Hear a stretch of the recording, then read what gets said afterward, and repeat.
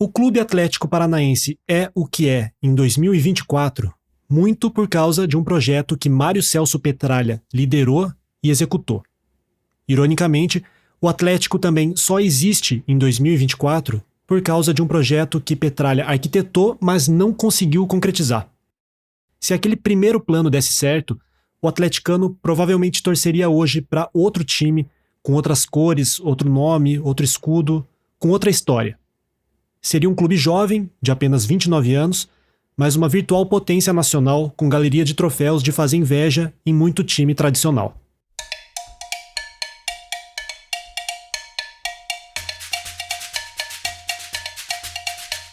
Olá, seus pulhas! No final do 7º episódio, que encerrou o documentário sobre Mário Celso Petralha e o Atlético Paranaense, eu disse que poderia voltar a qualquer momento com alguma novidade. E olha só, cá estamos com 2 episódios novos de uma só vez. O motivo do retorno e da trilha sonora revigorada, evidentemente, é o aniversário do Dr. Mário Celso, que completa 80 aninhos nesse domingo de carnaval, 11 de fevereiro de 2024.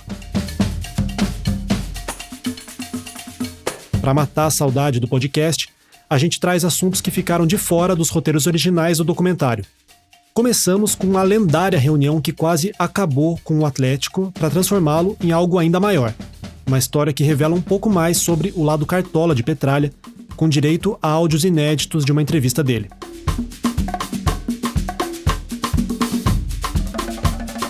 No segundo episódio dessa curta temporada carnavalesca, #polêmica, a gente faz uma análise do perfil político de Petralha.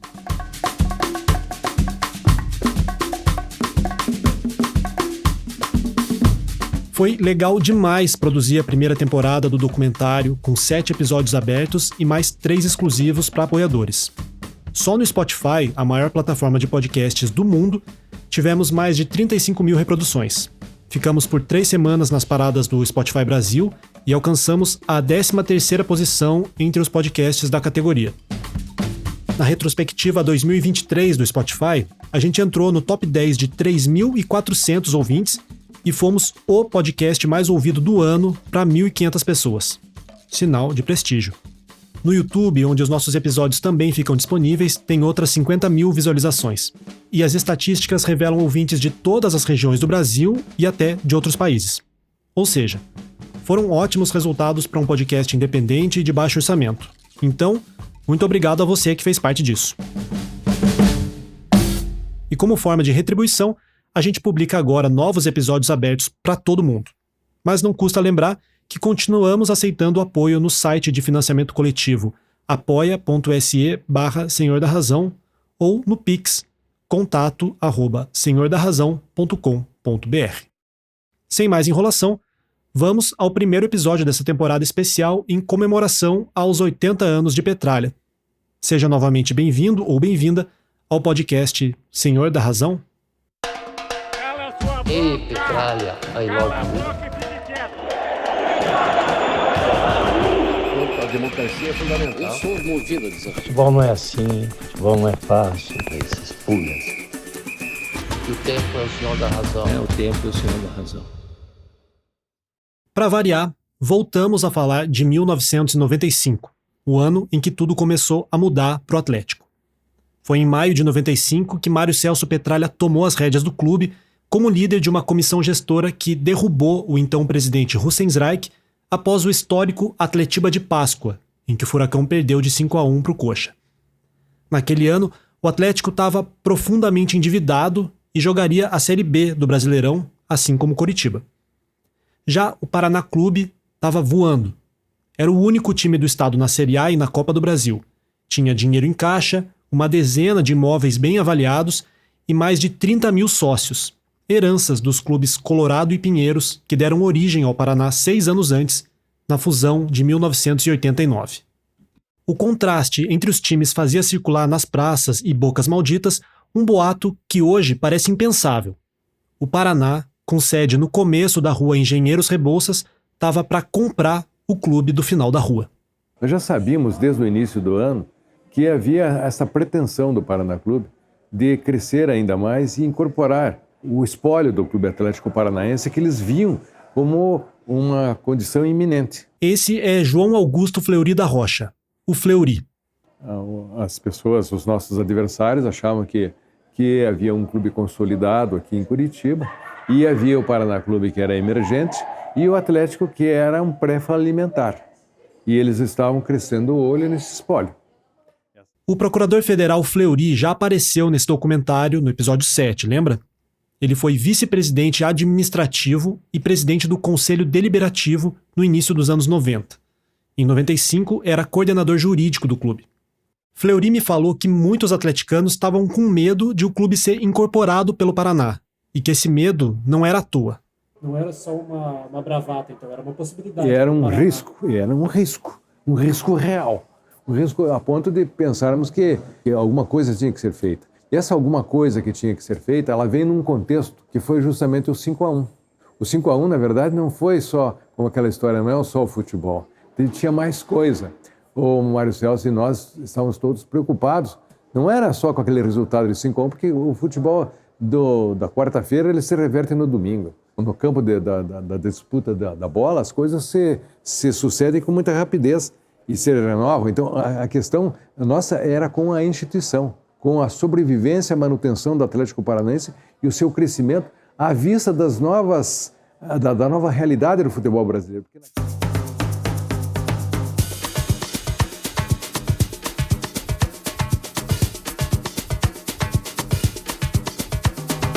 A gente já conhece a base do projeto que Petralha colocou em prática para modernizar e salvar o Atlético do buraco.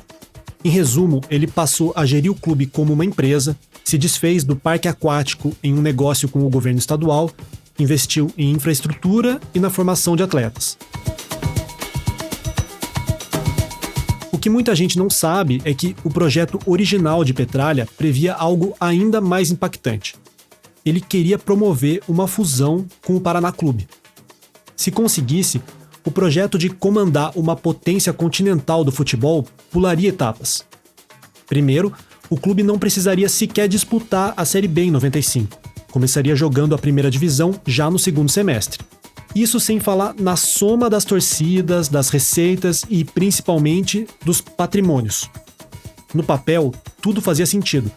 Mas estamos falando de futebol, de paixão, de rivalidade, de pertencimento. Logo, nada era tão simples. O primeiro obstáculo para o plano de fusão veio dentro do próprio Atlético, quando Petralha levou a ideia à comissão gestora. Evidentemente que cada um tentou absorver, impactados que fomos pela informação, cada um tentou absorver aquela informação da melhor maneira que lhe aprovesse. Claro que num momento como esse, nós que somos ficcionados do futebol, com as nossas entranhas, todas elas rubro-negras, num primeiro momento isso soa muito estranho. Como é que eu vou perder o nome do meu time, do Atlético Paranaense? Como é que eu vou esse escudo que o Caju beijou, essa camisa que o Sicupira usou? Sabe? A primeira preocupação... é a preservação. É do próprio ser humano, ele quer se agarrar nas coisas que tem, né? Ainda que às vezes não sejam tudo aquilo. Mas nós tínhamos os nossos orgulhos, temos todos os nossos orgulhos nas nossas tradições. Aqui eu interrompo a fala de Fleury da Rocha para contar a versão de outra fonte que preferiu não gravar a entrevista.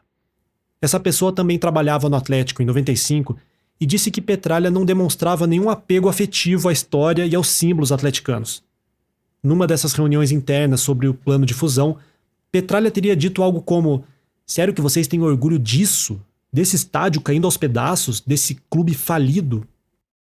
Não sei você, mas eu não preciso exercitar muito a imaginação para ver e ouvir Petralha falando alguma coisa assim. É bem a cara dele. E isso fica ainda mais verossímil, porque o próprio Petralha fez questão de reforçar que os assuntos mais emotivos relacionados à fusão precisavam ficar de lado. Era um projeto para ser pensado com a cabeça, não com o coração. Daqui a pouco a gente volta a falar sobre isso.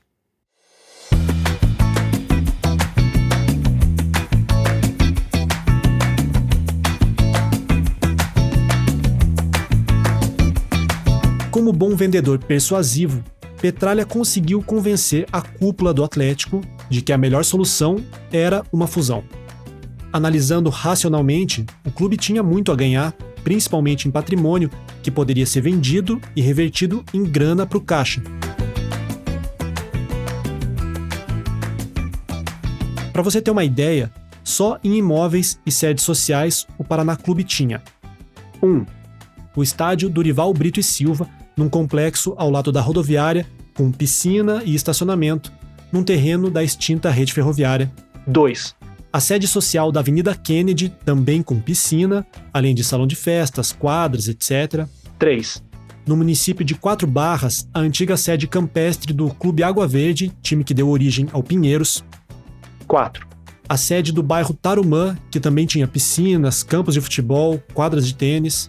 5. A antiga sede do Britânia, um dos clubes que deu origem ao Colorado, na Avenida das Torres. 6. Alguns terrenos em Guaratuba, no litoral. E 7. A Vila Olímpica do Boqueirão, complexo com estádio, lanchonete, salão de festas e, adivinha, um parque aquático com piscina. Como você pode ver, os paranistas gostavam muito de piscinas. Brincadeira à parte, a questão é que o Paraná é resultado de uma longa cadeia de fusões e incorporações. O patrimônio imobiliário espalhado pela Grande Curitiba refletia um pouco da história de cada uma dessas agremiações, como Água Verde, Savoia, Palestra Itália, Ferroviário, Britânia e, finalmente, Pinheiros e Colorado, os dois que se fundiram em 89. E mais do que um farto acervo imobiliário, o Paraná tinha outro ativo que o Atlético almejava: mais de 30 mil sócios ativos pagando mensalidade. Eram usuários daquele espaço, usufruíam daquelas instalações na condição de sócios e, por isso, compareciam ao caixa com uma contribuição mensal, assegurando ao clube uma receita fixa de recursos financeiros. O que o Atlético não tinha. O que o Atlético nem sonhava ter. Uma qualidade de Mário Celso Petralha, que mesmo os adversários reconhecem, é que ele é muito dedicado naquilo que se propõe a fazer. Quando põe um objetivo na cabeça, Petralha não fica no meio do caminho. Ele trabalha duro e vai até o fim. Então, a ideia de fundir os times da Engenheiros Rebouças não ficou só nas conversas. Petralha contratou um estudo detalhado para mostrar com números, gráficos e projeções tudo o que a fusão poderia proporcionar. Ele não estava para brincadeira. Feito um estudo profissional. Altamente profissional, um estudo técnico, não era um estudo político. E para que o resultado desse estudo nos levasse a alguma conclusão. E o resultado desse estudo foi o seguinte: realmente haveria uma sinergia, era a soma de 2 mais 2 igual a dar 5. Com a somatória das capacidades de cada uma dessas agremiações, nós teríamos uma terceira força que seria a maior do Paraná, com viabilidade de se tornar em breve uma das 5 maiores forças do país. E havia isso, com estudos comparativos, com capacidade de receita, por exemplo, entre esse novo clube e o Botafogo, entre esse novo clube e o Cruzeiro, entre esse novo clube e o Santos Futebol Clube. E todas as projeções levavam à conclusão de que essa perspectiva era maior, somando inclusive as torcidas. As projeções apontadas por esse estudo animaram os dirigentes do Atlético. Era uma oportunidade de salvar o clube acabando com ele, ou pelo menos transformando em algo que não seria mais o Atlético Paranaense. O fato é o seguinte: havia nesse projeto algo sedutor.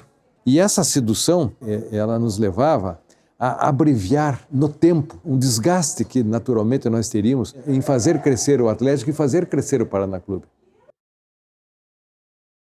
Enquanto convencia os diretores do Atlético, Petralha conversava com a cúpula do Paraná Clube, abrindo caminho para uma reunião formal sobre a fusão. Até que um dia essa reunião aconteceu. Quem me contou mais alguns detalhes sobre ela foi o jornalista e radialista Carneiro Neto. E houve essa reunião lá no escritório da Revepar, uma revenda de Volkswagen, do conselheiro Irondir Silvério, que era também deputado estadual. Então, combinou-se o dia lá, uma tarde, e foram 6 do Paraná Clube e 6 representantes do Atlético. Do Atlético foram o Mário Celso Petralha, o Ademir Aduro, o Enio Forneia Júnior. Sempre eles, o triunvirato da Baixada. O João Augusto Fleury Filho. O presidente do Conselho Deliberativo era o reitor, José Henrique de Faria. E o Petralha me convidou, disse: não, você vai representando a torcida. Não é diretor, nada. Tá bom, eu acabei indo. E do Paraná Clube teve 3 do Pinheiros, o que o Petralha chamava dos azuis, né? Azuis porque o escudo do Pinheiros era predominantemente azul. O Antônio Carlos Melo Pacheco, Erundi Silvério era mestiço. E do lado do Colorado, Os vermelhos. Colorado, Deli Macedo, Raul Trombini e Delanira Ernesti. Peço licença para abrir parênteses sobre Carneiro Neto.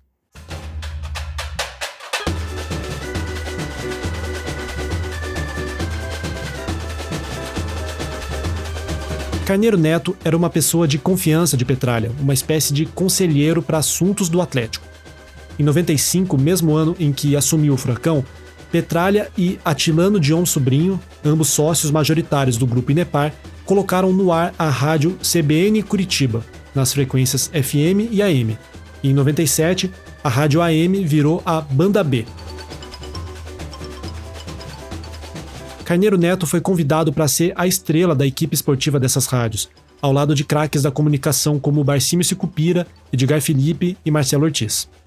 Petralha sabia da penetração das rádios como meio de comunicação de massa e usou esses veículos para valorizar o Atlético, o que foi mais uma estratégia bem-sucedida no campo do marketing esportivo. Petralha continuou no comando da Banda B até 99 e da CBN Curitiba até 2004. Fecha parênteses.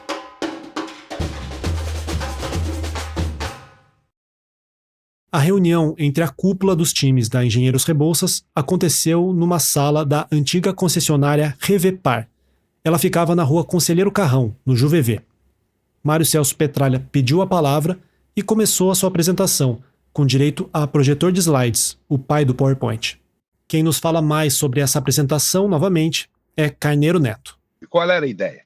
Era fazer, a sede continuaria na sede do Paraná, na Kennedy, o centro de treinamentos no Ayrton Coelho Queiroz, lá no Boqueirão, e na Arena da Baixada sairia efetivamente a arena, quer dizer, na Baixada, que não tinha nada, apenas um ginásio envelhecido.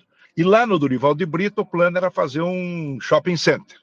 E os outros próprios do Paraná, que ele ainda não havia perdido, não havia entrado em decadência, né? Quatro Barras, Jardim Guabirutuba, seriam evidentemente negociados. Recapitulando, um estádio na Baixada, que ainda não era uma arena, um centro de treinamento no complexo do Boqueirão, um shopping na Vila Capanema e dinheiro vindo da venda de outros imóveis. Já pensou? Segundo o estudo contratado por Petralha, essa estrutura garantiria um futuro brilhante em pouco tempo, como lembra Fleury da Rocha. E chegamos lá, fomos recepcionados, com direito a café, coquetel e tudo. E daí, lá pelas tantas, o Mário pediu a palavra e fez uma exposição. Mas exposição de perto de meia hora, enriquecida com imagens, enriquecida com informações, com dados, que realmente deixavam muito bem claro da grande possibilidade de que se os dois clubes unissem as suas forças, nós teríamos com certeza uma das 5 maiores forças do futebol do país em menos de 5 anos.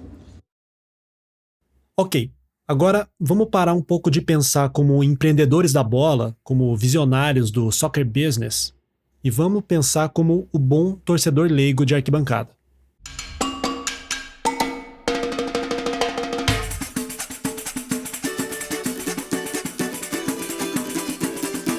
Se alguém te disser que seu time do coração vai entrar numa fusão, eu aposto que as suas primeiras preocupações seriam muito mais singelas. Como assim? Qual vai ser o nome do clube? Qual a cor da camisa? Como fica o escudo? No fundo, todo mundo que conversava com Petralha sobre a fusão ficava aguardando o momento da apresentação em que ele ia tratar desses assuntos, que são simbólicos, mas, ao mesmo tempo, são os mais viscerais. Porém, Petralha dizia estar, abre aspas, cagando para isso tudo. E foi debatido questões como cor, nome, símbolo, camisa, alguma coisa, entrou-se nesse nível de detalhe ou não? Essa foi uma condição que o Mário colocou.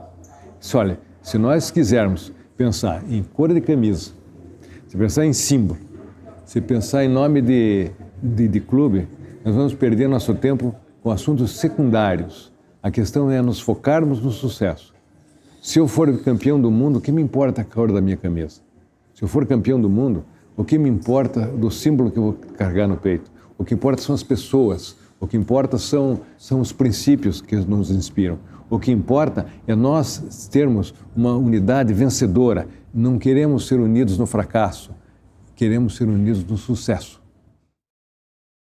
O plano de Petralha, que já havia seduzido os dirigentes atleticanos, convenceu também o lado azul do Paraná Clube. Dirigentes do antigo Pinheiro se mostraram interessados em avançar com a fusão. Mas o lado vermelho paranista dos colorados não comprou a ideia. Carneiro Neto. Foi boa, houve uma boa início de conversação, assim, uma exposição dos motivos, né, do Petralha, dizendo que pretendia fazer um grande clube, o maior clube do país, e com um patrimônio sólido, enfim. Mas o pessoal do Colorado não aceitou. O pessoal do Pinheiro, sim, tinha vontade. Até porque já havia apesar de ter a fusão só 6 anos, já havia uma certa desavença entre os azuis e os vermelhos. Mas aí o Raul Trombini bateu o martelo contrário. Ele disse, não, eu gosto do nosso clube, da nossa camisa, de ver gol do Saulo no gol da Concha Acústica, no estádio do Dorival Brito. Não aceito a fusão. Existe aqui uma divergência de versões. Segundo Carneiro Neto, a reunião foi relativamente tranquila. O plano de fusão foi rejeitado e cada um foi para o seu canto. Já Fleury se lembra de um episódio de tensão em que um dirigente colorado teria esnobado ou quase humilhado Mário Celso Petralha e o Atlético. Então, com esse discurso muito bem assentado, muito bem fundamentado em argumentos e muito bem ilustrado através das imagens, as pessoas passaram ao debate. E houve a manifestação entusiástica de todos os próceres paranistas, com exceção de um deles, que depois que ouviu o que todo mundo falou, ele, com uma certa intimidade com o Mário Celso Petralha, ele disse o seguinte, que ele gostava muito do Mário Celso, elogiava a sua capacidade criativa, a sua capacidade de gestão, a sua capacidade de planejamento, mas que ele gostaria mesmo de vê-lo trabalhando com esse afinco na Inepar. Quanto ele, esse dirigente do Paraná, também era sócio da Inepar. Então ele preferia que o Mário fosse trabalhar lá e que esquecesse o Paraná Clube. Disse com todos, nós seremos campeões de tudo. Independente do Atlético, nós passaremos em cima do Atlético, como passaremos em cima do outro clube daqui, e nós seremos grandes sozinhos, nós não precisamos de vocês. Com todas as letras. E Mário ainda tentou ponderar, disse, mas e se de repente nós pudéssemos ser campeões da Libertadores daqui a 3 anos, juntos? Ele disse, com você eu prefiro ser campeão, eu prefiro ganhar do Jandaia sozinho na Vila Capanema do que ser campeão da Libertadores juntos. Não foi um balde de água fria, foi um tsunami de gelo. Mas houve um tom bem de animosidade mesmo. Absoluta animosidade, de uma inexplicável agressividade, a ponto de nós entendermos que a reunião estava encerrada.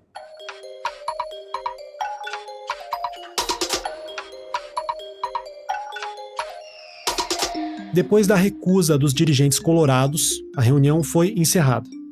Mário Celso Petralha juntou suas coisas e foi embora, dando início a novos planos para o Atlético. Sentamos e o Mário disse, de agora em diante, vamos ver quem tem a razão. O tempo é o senhor da razão.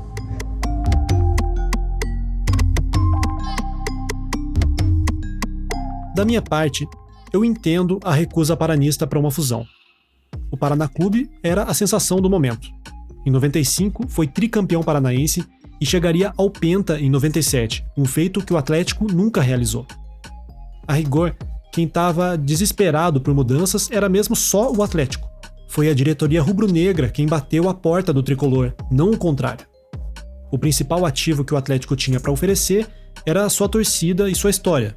Não é pouca coisa, mas também soava como uma tentativa de embarcar no sucesso do rival.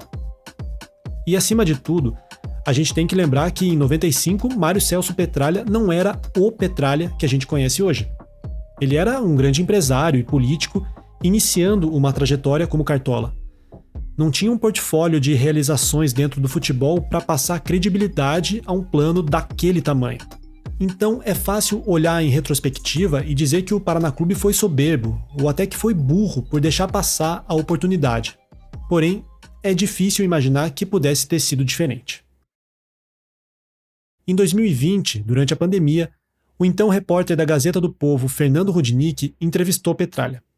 Algumas aspas dessa conversa saíram na reportagem especial intitulada O Maior Clube do Paraná, que nunca existiu. É o material mais completo que saiu até hoje sobre o projeto de fusão, mas os áudios daquela entrevista nunca chegaram a ser publicados. A qualidade da gravação é baixa porque foi uma conversa informal por telefone, sem a pretensão de ser usada num produto audiovisual. Eu fiz o que pude para tratar o áudio e, a partir de agora, você escuta trechos em que Petralha conta ele próprio sobre essa história. O Atlético escolheu primeiro fazer uma fusão a 2, não foi possível. Os Trombini não deixaram, que iam nos incorporar. Você ouviu o Petralha dizer que os Trombini não deixaram, queriam nos incorporar. A propósito, o empresário Raul Trombini, um dos representantes colorados do Paraná Clube naquela reunião, faleceu em 2009. E a partir desse ponto da entrevista para Fernando Rudnick, Petralha começa a falar de uma segunda tentativa de fusão que ele elaborou, ainda mais ousada, que envolveria Atlético, Paraná e Coritiba. Depois eu tentei uma fusão A3, que a gente ia jogar o Paulista. Falei com o Fará, presidente da Federação Paulista. Curitiba está mais perto do que Ribeirão Preto. Falei, não, você nos recebe, nós fazemos um time só em Curitiba. Vamos disputar o Paulista. Ele falou, tá fechado, Mário, pode vir. A ideia de formar um clube só a partir dos 3 rivais tinha ainda mais um objetivo: ter um time que representasse o estado do Paraná como um todo, conquistando o público do interior, que até hoje torce majoritariamente para times paulistas ou gaúchos. Porra! Mas aí não quiseram, acharam loucura, a rivalidade. Mas Petralha, e o nome desse super time? E o símbolo? E as cores? Óbvio que essas perguntas apareceram. E numa das reuniões, não, é cor. Eu falei, escolha o que quiser. Eu não quero saber de cor. Desde que não relembre nenhum dos 3. Pode ser cor-de-rosa? Para mim pode ser cor-de-rosa. Qualquer cor, tô cagando com a cor. No outro dia o Vinícius escreveu. Vinícius Coelho, jornalista e colunista da Tribuna do Paraná, já falecido. No outro dia o Vinícius escreveu. Mário Celso Petralha propõe a camisa da loucura cor-de-rosa. Se a estrutura unida de Atlético e Paraná Clube já seria imensa, imagine juntando também a do Coxa. Mário Celso Petralha imaginou. Como é que seria? Nós faríamos uma arena multiuso na Baixada, para multiesportes, usaríamos o Paraná todo para clube social e faria o Couto Pereira o estádio. Paraná social e formação. Petralha tinha uma ideia fixa em mente. Não cabiam 3 clubes paranaenses na primeira divisão, brigando por algo que não fosse o rebaixamento. Se não houvesse fusão, apenas um continuaria relevante no cenário nacional e, mesmo assim, com dificuldades. O projeto de tripla fusão, porém, nunca foi levado muito a sério, principalmente porque o Coxa sequer cogitava a ideia. Segundo Petralha, a proposta foi rejeitada no final dos anos 90 pelo então presidente alviverde, João Jacob Mel.